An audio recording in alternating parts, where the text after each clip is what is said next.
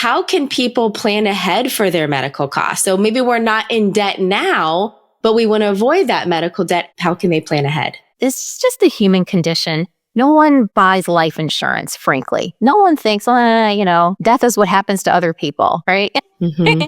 Sure. Nothing is right. I'm going to, die in my bed at the age of 104, die in my sleep at the ripe old age of 104. I'm never going to have an accident. I'm never going to fall. Right. I'm never going to have an illness. Nah, it's just the human condition. We don't plan for things.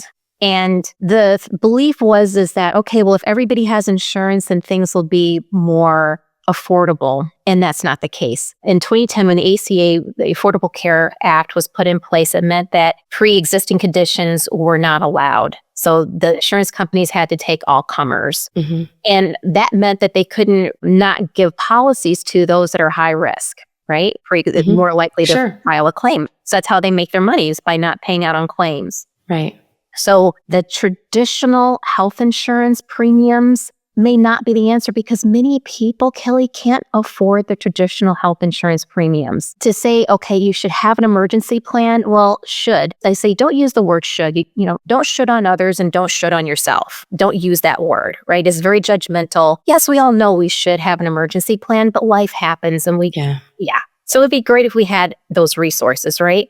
Mm-hmm. What I suggest is that if you cannot afford regular insurance, health insurance premiums, traditional health insurance premiums, then look into getting an accidental coverage. It's historically called supplemental because you would get them as a supplemental policy through your employer. But this is something you get on your own. Exactly. Accidental, critical illness, and or hospitalization insurance. That's what you're looking for, because it's the big bills that are going to really hurt you. And, the accidents that happen in life, things that we don't expect. Take it from me. Like I say, listen to your doc. Yeah, right. Always listen to your doc's, your surgeon's advice, your doctor's advice, and don't go without insurance. At least if it's not traditional insurance, what I call catastrophic event insurance, Kelly. Some coverage better than none. Just for the catastrophic stuff that's really going to take you out. Rack up a lot of debt. Take out your finances and destroy your financial future. Right.